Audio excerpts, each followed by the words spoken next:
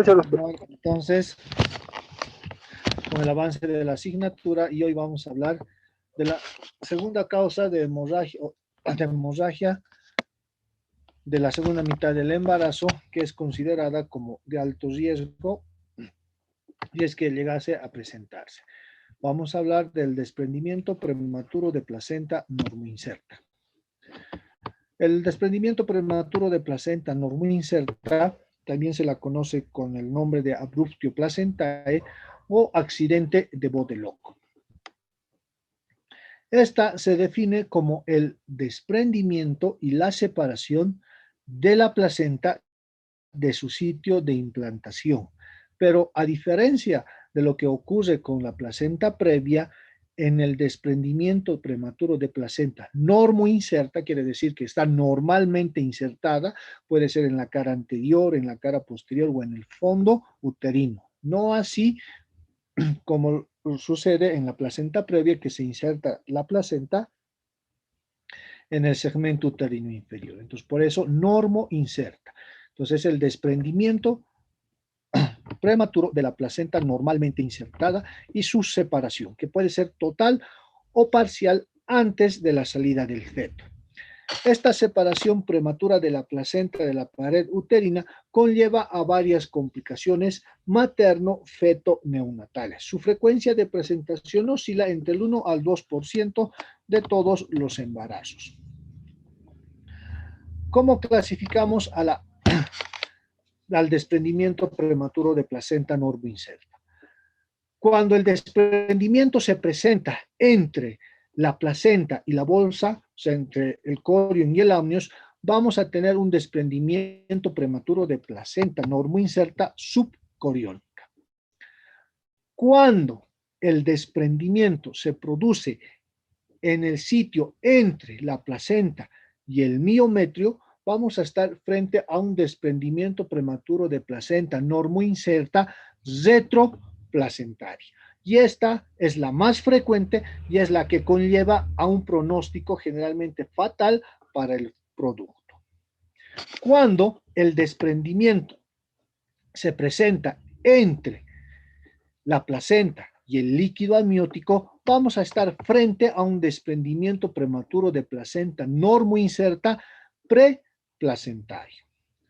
También podemos clasificar al desprendimiento prematuro de placenta normoinserta por su ubicación, ya que puede ser central. Cuando el desprendimiento entonces se presenta en el sitio de inserción de la placenta en la parte media, entonces esta va a tener una característica: la hemorragia, el sangrado no se hace visible. Generalmente el sangrado en este caso va a ser interno. Muchas veces se va a complicar con el útero apopléjico de Cuvelier, que vamos a ver más adelante. O el desprendimiento puede ser lateral. En este caso, la hemorragia se va a hacer visible a través de su exteriorización por medio del anillo vulvar. Puede existir un desprendimiento prematuro de placenta normoinserta crónica. Este se va a presentar en etapas tempranas del embarazo y se va a asociar generalmente a hipertensión inducida por el embarazo o a hipertensión crónica, a también asociarse a isquemia placentaria.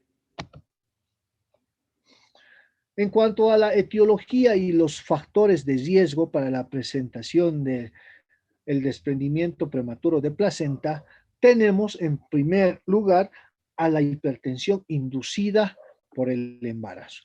Entonces, si nosotros nos enfrentamos o estamos frente a una paciente con hipertensión inducida por el embarazo, que puede ser preeclampsia o puede ser una hipertensión crónica, debemos descartar la presencia de desprendimiento prematuro de placenta, porque es la primera complicación de la hipertensión inducida por el embarazo, ¿no? El desprendimiento prematuro de placenta.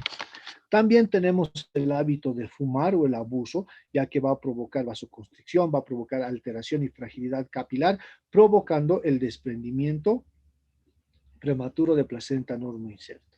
El trauma externo, que puede ser directo, o sea, un golpe directo sobre el abdomen materno, que puede causar el desprendimiento prematuro de la placenta. O puede ser un trauma indirecto, cuando la paciente ha caído de nalgas, entonces por contragolpe también puede presentarse el desprendimiento prematuro de placenta.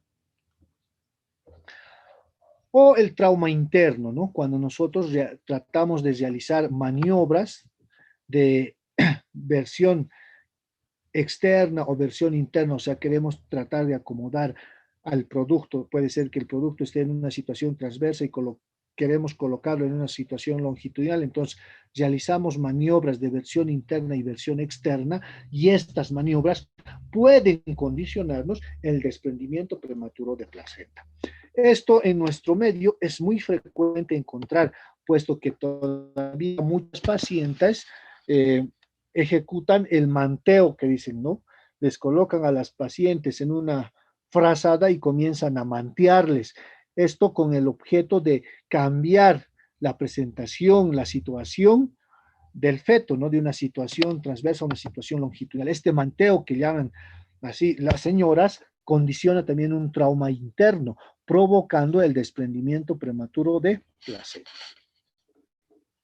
Otra condicionante es la falta de paralelismo entre el miometrio y el tejido placentario, ¿no? Cuando estamos frente a un embarazo que presenta polidramios o un embarazo gemelar, la capacidad de distensión uterina, de elasticidad uterina está al máximo. Y nosotros podemos realizar la ruptura artificial de membranas y esta evacuación brusca, la salida del líquido amniótico, va a ocasionar un desprendimiento prematuro de placenta no muy inserta porque el útero se va a contraer y la placenta no se contrae. Entonces, este fenómeno va a ocasionar el desprendimiento de la placenta. Antecedentes de los anteriores embarazos que hayan presentado desprendimiento prematuro de placenta, brevedad de cordón umbilical, esto significa que la longitud del cordón umbilical mide menos de 18 centímetros, también condiciona el desprendimiento prematuro de placenta normoinserta, ruptura de la bolsa en el embarazo pretérmino, ¿no? El ruptura de las membranas corioamnióticas en el embarazo pretérmino, o sea, por debajo de las 36 semanas, condiciona también la presencia de desprendimiento prematuro de placenta normoinserta. Procesos infecciosos como la corioamnionitis, otros procesos como la endometritis o la trombofilia también van a condicionar que se presenta esta entidad nosológica. Así como también la presencia de histerocolesterolemia va a condicionar esta patología. Malformaciones uterinas. Es muy frecuente encontrar en útero bicorne, en útero didelfo, y también la presencia de tumores uterinos, específicamente la presencia de miomas uterinos. Y el déficit de folatos, ¿no? Que se asocia a la fragilidad capilar, también va a asociarse a la presencia de desprendimiento prematuro de placenta normoinserta. En cuanto a la génesis, ¿qué es lo que va a suceder? La ruptura de los vasos maternos, o sea, de las sinusoides maternas, de las arterias espirales en la decidua basal, va a provocar que se forme una extravasación de sangre. Esta sangre se va a ir acumulando poco a poco y va a separar la decidua de la placenta. Esto va a ocasionar que se forme poco a poco un cúmulo de sangre y cuando este es importante va a desarrollar el hematoma retroplacentario. Y este hematoma retroplacentario tiene una extensión importante y va a ir disecando la unión placento-decidual, va a ir separando y a medida que va separando va a provocar la pérdida, la disminución del intercambio de gases y de nutrientes hacia el feto, comprometiendo de esta manera la salud fetal. O sea, se produce la ruptura de los vasos deciduales. Esto va a provocar la extravasación de sangre al espacio que se encuentra entre la placenta y la decidua. Esto se llama hematoma retroplacentario. Al continuar el desprendimiento, este hematoma aumenta de tamaño, en otras palabras, y va a completar, va a ir a desecar toda la superficie de implantación placentaria, comprometiendo sobre todo la oxigenación fetal. Y vamos a estar frente a cuadros complicados si es que el desprendimiento supera el 50% de la superficie placentaria y vamos a encontrarnos incluso frente a un óbito fetal, ¿no? A una muerte fetal intraútero.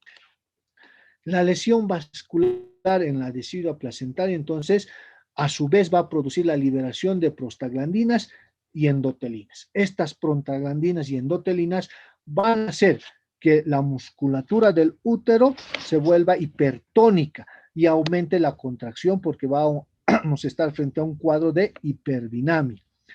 También las endotelinas van a provocar vasoconstricción. Entonces, esto va a condicionar hipoxia fetal y a su vez, aumentando el sangrado, vamos a estar con la madre frente a la presencia de un shock hipovolémico. Entonces, aumenta el tono de la fibra muscular uterina. Al aumentar este tono, va a aumentar la presión intramiometrial, que va a ocasionar la compresión de las venas, y esto va a provocar el aumento de la presión de los capilares y las venas, que va a provocar la ruptura de más capilares, aumentando el hematoma retroplacentario, y de esta forma vamos a tener el desprendimiento prematuro de placenta normoinserta.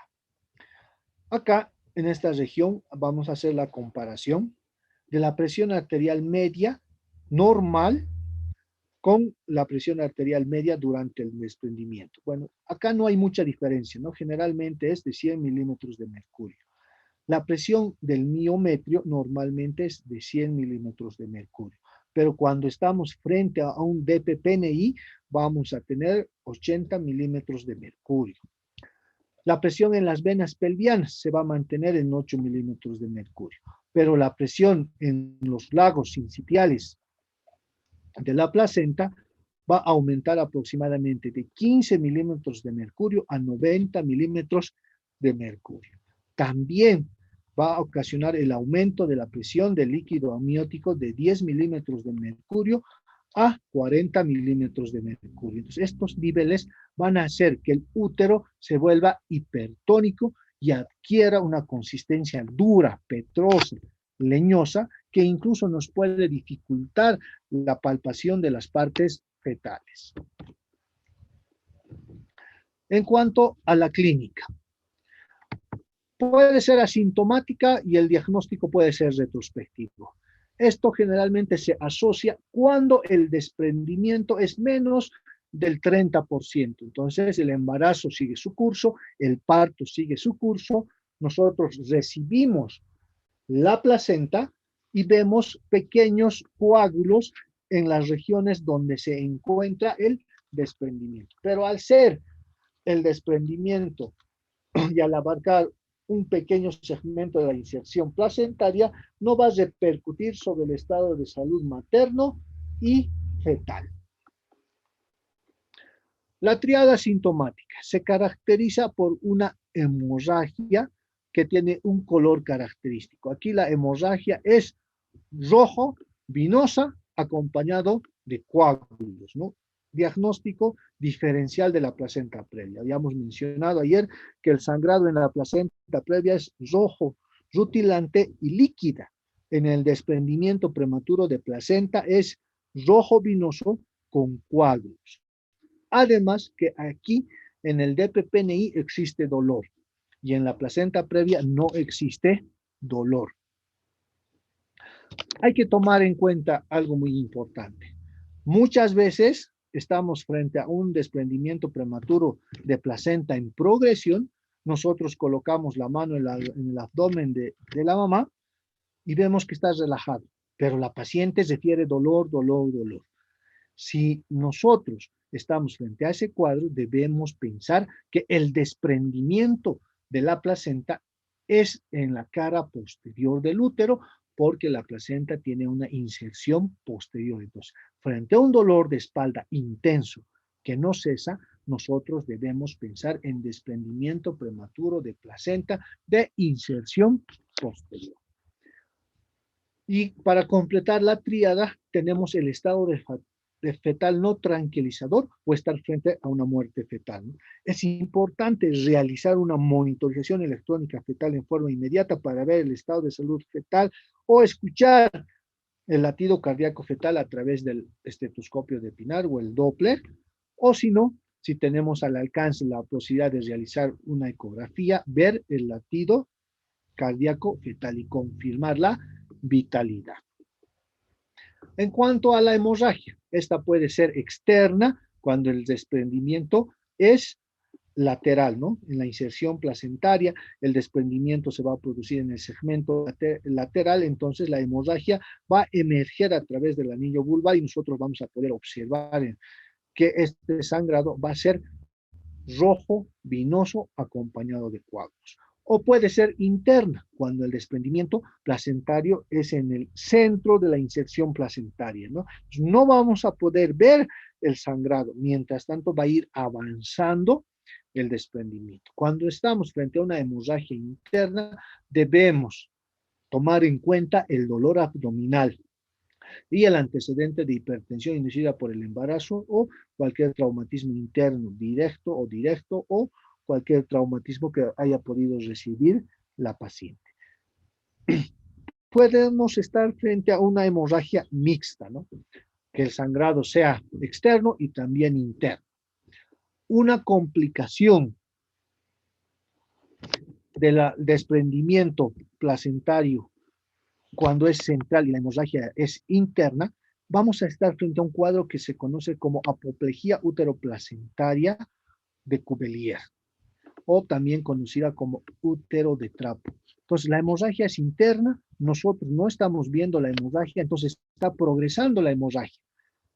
Este hematoma retroplacentario va a ir a infiltrarse entre las fibras del miometrio y lo va a degenerar, lo va a ir a destruir. Y vamos a estar frente a un útero de trapo, llamamos así porque va a degenerar las fibras del miometrio, y este miometrio ya no va a responder, ya no se va a contraer, ya no se va a relajar, va a mantenerse en ese estado porque las fibras miometrales van a comenzar a morir. Y esto rápidamente nos lleva a una coagulopatía de consumo con hipofibrinogenemia y la paciente se va a morir. Entonces es importante evitar esta complicación uteroplacentaria de Cuvelier o útero de trapo. Entonces debemos pensar siempre en desprendimiento prematuro de placenta cuando estamos frente a una paciente con hipertensión inducida por el embarazo. Otro punto importante en la clínica del desprendimiento prematuro de placenta es el dolor.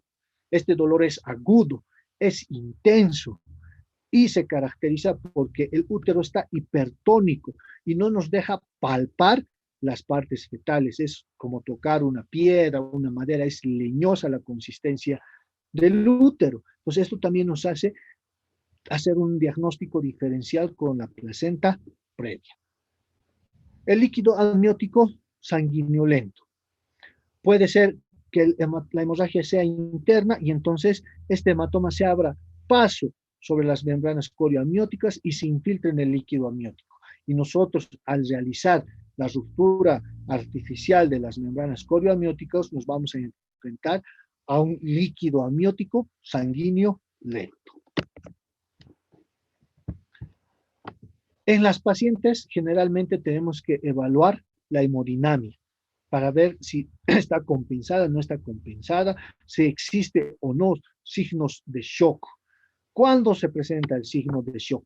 Cuando el desprendimiento prematuro de placenta ha ocasionado la pérdida del 30% del volumen sanguíneo de la paciente. Ahí vamos a tener signos de shock. ¿Cómo vamos a encontrar el abdomen materno? A consecuencia de la formación del hematoma retroplacentario, la altura uterina va a aumentar. Debemos realizar una monitorización electrónica fetal para ver el estado de salud fetal. Ojo, muchas veces no nos permite realizar porque vamos a tener 20 minutos y estos minutos pueden ser muy valiosos antes de realizar la intervención quirúrgica. Entonces, directamente podemos hacer una ecografía con el ecógrafo portátil, identificar el latido fetal o escuchar con el Doppler para tomar una conducta. Ubicación del dolor. Generalmente el dolor se inicia y es más intenso en el lugar del desprendimiento. Si es anterior, entonces colocamos la mano en el abdomen y vemos que la paciente refiere el dolor en ese segmento. No se olvide, si el dolor es intenso y no podemos palparlo, debemos pensar en un desprendimiento prematuro de placenta de inserción posterior.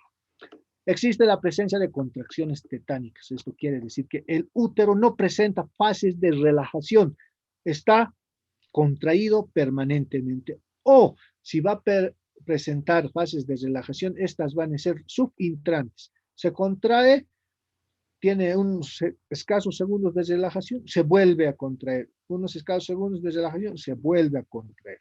Y esto provoca el aumento del desprendimiento. Al tacto vaginal vamos a estar frente a la presencia de membranas tensas.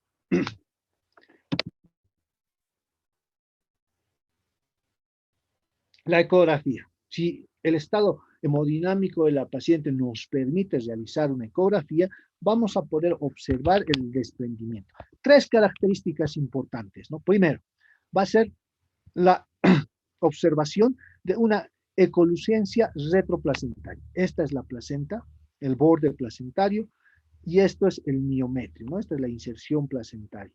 Vemos acá la ecolucencia retroplacentaria, detrás de la placenta. Luego tenemos el engrosamiento normal de la placenta, ¿no? Miren, ha aumentado desde su sitio de implantación, se ha engrosado la placenta por la presencia del hematoma retroplacentario. Y el borde placentario roto, ¿no? Miren, el borde placentario aquí está roto por la presencia del hematoma retroplacentario. Este es un hematoma de origen lateral, ¿no? Porque ha roto el borde placentario y con seguridad nos vamos a asociar a la clínica con un sangrado externo de características rojo vinoso con coágulos. Igual, en esta imagen podemos ver el desprendimiento total de la inserción placentaria, ¿no? Todo esto es el hematoma y esto es el borde placentario, ¿no? Vemos todo el hematoma ya ha comenzado a desprender en forma total, disecar el desprendimiento de la placenta. ¿Cuál es el laboratorio de urgencia? El hemograma. Aunque de aquí debemos priorizar incluso del hemograma el hematocrito y la hemoglobina. Grupo y factor para realizar transfusión sanguínea o hemoderivados. Recuento plaquetario puede ser intraoperatorio, aunque tarde, toma su tiempo, 45 minutos aproximadamente. Entonces, puedo entrar ya, como decía, con hematocrito, hemoglobina, grupo y factor a quirófano. Del coagulograma, tengo que priorizar el tiempo de sangría y tiempo de coagulación. Entonces, puedo ingresar con estos 4 puntos, ¿no? Hemoglobina, hematocrito, grupo y factor, tiempo de coagulación y tiempo de protrombina, para poder ingresar en forma inmediata. Especificar el fibrinógeno para también administrar si estamos frente al consumo de fibrinógeno que se presenta en la coagulopatía intravascular diseminada. ¿Cómo se clasifica el desprendimiento futuro de placenta según SHER? Tenemos un grado 1 que corresponde al grado leve. Este se identifica después, ya sea de la cesárea o del parto, y vemos la formación de coágulos retroplacentarios en la placenta una vez expulsada la misma. El grado 2, que es moderado, es sintomático y vamos a estar frente a un abdomen doloroso y todavía el feto está vivo. Aquí puedo tomar una conducta en forma inmediata y realizar una intervención quirúrgica de urgencia. Grado 3, severo. Este siempre se asocia a muerte fetal. Y este se subclasifica en grado 3A, donde no existe coagulopatía, se presenta en los 2/3 de todos los desprendimientos prematuros de placenta normoinserta. El grado 3B, aquí sí vamos a estar frente a una coagulopatía, y se presenta en 1/3 de todos los desprendimientos prematuros de placenta normoinserta. Según la clasificación ecográfica, tenemos 4. El grado leve es cuando el desprendimiento de la inserción placentaria abarca el 20% de su superficie o equivale a 30 ml la acumulación de los coágulos. Moderada, cuando el desprendimiento de la superficie de inserción placentaria está comprendida entre el 20 al 50%. Esto equipara aproximadamente a 30 a 50 ml de coágulos. Tercera, cuando el desprendimiento de la superficie de inserción placentaria es mayor al 100%. Aquí estamos aproximadamente frente a una pérdida sanguínea de 150 ml de coágulos. Grave. Aquí ya estamos frente al 100% del desprendimiento de la superficie de inserción placentaria, asociada incluso a un útero de trapo, a útero de Cuvelier, y la mortalidad materno-fetal es elevada. En esta clasificación, según el grado, podemos ver el pronóstico y las características clínicas que presenta cada grado. Por ejemplo, el grado 1, generalmente el estado materno es bueno. En el grado 2 es aceptable y en el grado 3 ya estamos frente a un shock hipovolémico y a una coagulopatía. A ver, otro ejemplo. El resultado perinatal en el grado 1 es bueno, o sea, el recién nacido. En el grado 2 es variable y en el grado 3 es malo. Entonces, este cuadro, la recomendación siempre ténganlo a mano cuando ustedes estén realizando su internado, porque esta patología es de frecuente presentación en nuestro medio. Complicaciones. Las complicaciones maternas, ¿no? Shock hipovolémico, que puede conllevarnos a una insuficiencia renal aguda y también a un síndrome de Sheehan, ¿no? El síndrome de Sheehan, que consiste en la atrofia de la glándula pituitaria de la hipófisis por una disminución brusca del flujo sanguíneo. ¿Y dónde se está distribuyendo ahora el flujo sanguíneo? A nivel del útero. No nos olvidemos que durante el parto, durante la cesárea, el flujo sanguíneo por minuto del útero es de 600 ml. Entonces va a haber una redistribución y vamos a entrar frente a una atrofia de la glándula pituitaria por disminución del flujo sanguíneo. Riesgo transfusional, coagulopatía intravascular diseminada con el consumo de coagulación y sobre todo de enógeno, y vamos a también enfrentarnos a una muerte materna. Complicaciones fetales. Generalmente se presenta por debajo de las 36 semanas, vamos a estar frente a productos prematuros, y como se disminuye la superficie de inserción placentaria, va a disminuir también el aporte de oxígeno. Entonces vamos a estar frente a una hipoxemia, a una parálisis cerebral infantil, a un retardo de crecimiento intrauterino, a oligohidramnios y a muerte fetal intraútero. Entonces acá podemos ver un desprendimiento del 100%, ¿no? Todo esto es el hematoma retroplacentario. Generalmente se ha iniciado un desprendimiento central que ha ido disecando toda la superficie de inserción placentaria y la hemorragia no se puede exteriorizar, no podemos ver. Pero ha aumentado la altura uterina por la presencia del hematoma. El dolor va a ser característico en este segmento del útero y va a ser intenso y el útero va a ser leñoso. Esta hemorragia interna es la más complicada porque este hematoma se puede integrar en las células del miometrio, va a degenerar estas células del miometrio y vamos a estar frente a un útero de Cuvelier o útero de Trapp. También esta hemorragia puede pasar hacia las membranas corioamnióticas y teñir el líquido amniótico de rojo y vamos a tener un líquido amniótico cero sanguíneo, sanguíneo lento. En este caso tenemos un desprendimiento prematuro de placenta normoinserta lateral. Aquí la hemorragia se hace evidente, se exterioriza y el sangrado va a ser rojo vinoso con coágulos. O podemos estar frente a una hemorragia mixta, tanto interna como externa. Y no se olviden, aquí miren, la inserción placentaria es normal, por eso desprendimiento prematuro de placenta normoinserta, no está normalmente insertada. Diferencia de la placenta previa que se inserta por sí en el segmento inferior. Entonces, diagnóstico diferencial. Siempre con placenta previa. ¿Placenta previa presenta dolor? No. ¿Desprendimiento prematuro de placenta presenta dolor? Sí. ¿Cómo es el sangrado en la placenta previa? Rojo, rutulante y líquido. ¿Cómo es el sangrado en el desprendimiento prematuro de placenta normoinserta? Rojo, vinoso, con coágulo.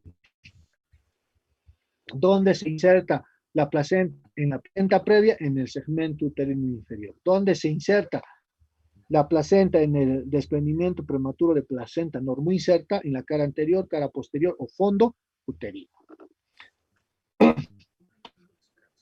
Luego, diagnósticos con el seno marginal o basa previa, que como hemos visto ayer, esto es de inicio agudo, ¿no? Repentino, se rompe y los vasos umbilicales y rápidamente se produce una hemorragia que lleva primero en forma inmediata a la muerte fetal y posteriormente a la muerte materna. Ruptura uterina, cuando existe antecedente de cesárea, ¿no? Debemos pensar y hacer el diagnóstico diferencial con el desprendimiento prematuro de placenta o causa ginecológica, ¿no? Pólipos, varices vaginales o cáncer de cervix, ¿no? Que condicionan la presencia de sangrado. ¿Qué vamos a encontrar en la anatomía patológica después del parto o después de la cesárea? Vamos a encontrar arteritis degenerativa, necrosis de la decidua basal, disección coriodecidual e infiltración miometrial. Esta infiltración miometrial es lo que llamamos útero de Cuvier, apoplejía uteroplacentaria o también conocido como útero de trapo.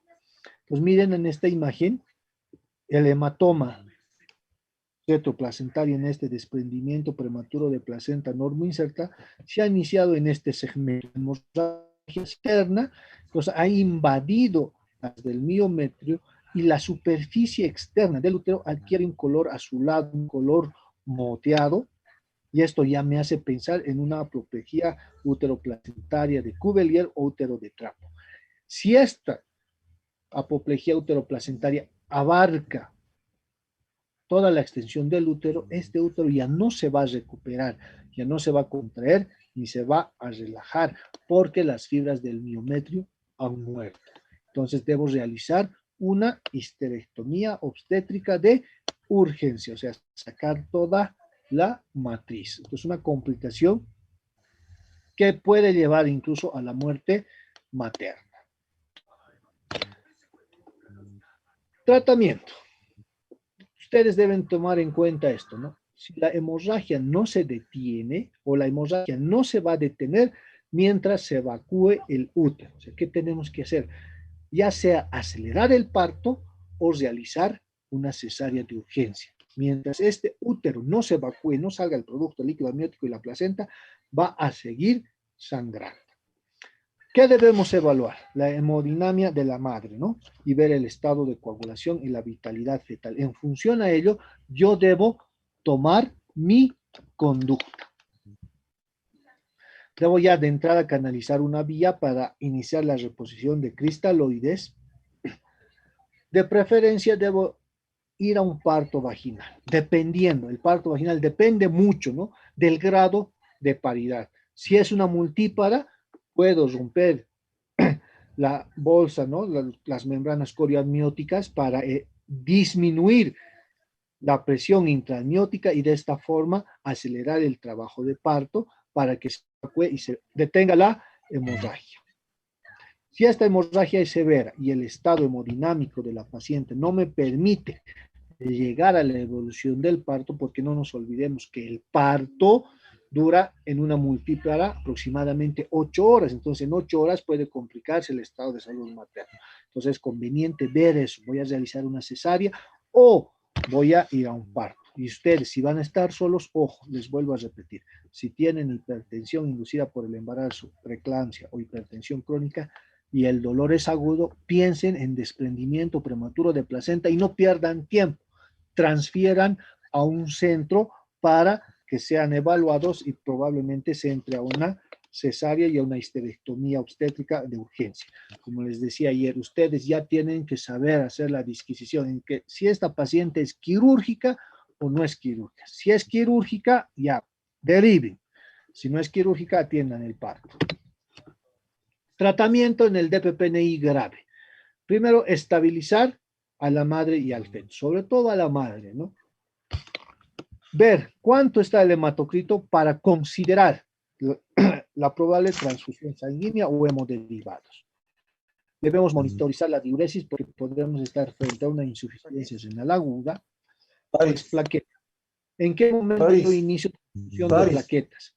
Cuando tengo aproximadamente 50.000 milímetros cúbicos de plaquetas. Ahí inicio la transfusión de plaquetas. Dosificación de fibrinógeno y dímero D.